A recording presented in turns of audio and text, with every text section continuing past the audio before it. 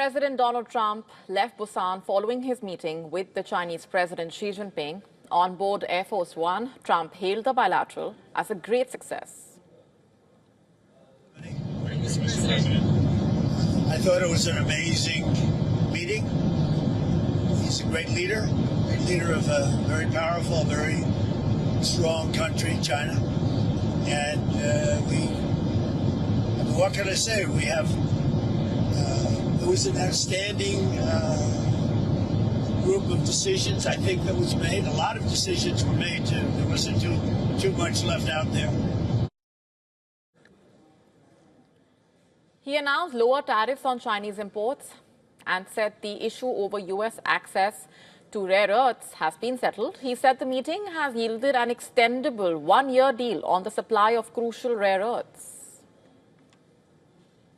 We'll negotiate at the end of the year, but all of the rare earth has been settled, and that's for the world. I mean, you know, worldwide. This, I guess you could really say this was a worldwide situation, not just the U.S. situation. So we continue to produce the rare earths and buy the rare earths and everything else, you know, when you see from other countries. But China is, that whole situation, that roadblock is gone now. There's no roadblock at all. Also, he said China is to buy tremendous amounts of soybean. Moreover, he said he and Xi Jinping discussed chips. On the other hand, Xi Jinping, in a statement to Chinese state media, said he has reached consensus with Trump on trade issues. He said Trump and he have agreed to maintain communication and shorten the list of problems. The two leaders had not made any comments after the talks that lasted for over 1 hour, 40 minutes. They shook hands before departing in their respective limousines.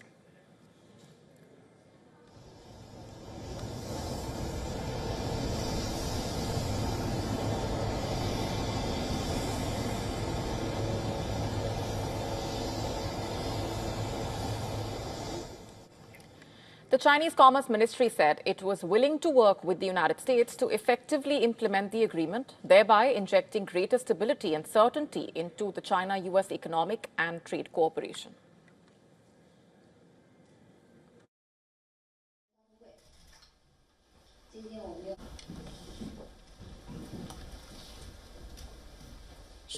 The consultations between China and the United States in Kuala Lumpur have yielded positive results in areas such as fentanyl tariffs and law enforcement cooperation, agricultural trade and export controls.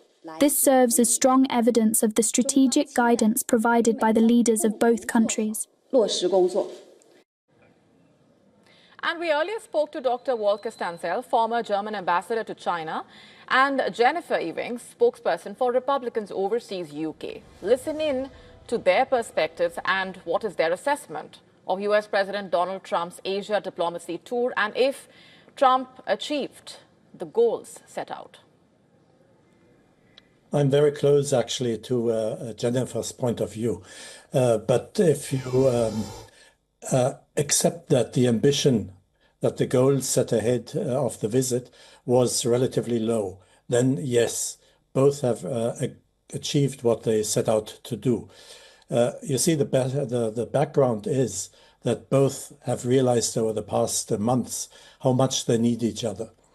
Both for exports, think of the soybeans from the US, or think of the airplane parts that the US needs to sell, or that China needs to buy from the US, and think of the rare earths exports, which are pretty painful as they are controlled presently to the United States. So something had to be done. Now, what they achieved was like 10% less in tariffs and an agreement to meet again in April, something which I just called relatively modest. But at least it is something. It is something to show off. They have been talking to each other. They have not been fighting, as far as we know, with each other, and they're going to meet again. And that is really necessary for both, because they have seen that combating each other, that is what we have observed over the past few months, doesn't serve any of the both sides.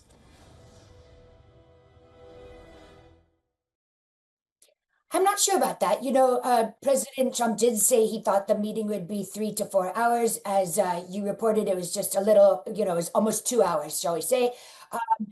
I think that they wanted to get some modest wins on the board, and they're meeting again in April. Taiwan is obviously a way more complex situation that could not be solved in, an hour and 40 minutes, or even probably 4 hours. So I don't think that's a huge negative that that nothing has come out with regards to that.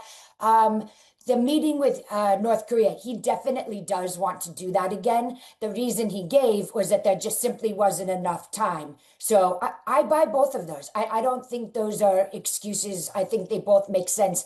If they had walked out of the meeting today saying, that's it, we're not talking again, we wouldn't see the markets up, flying in China right now.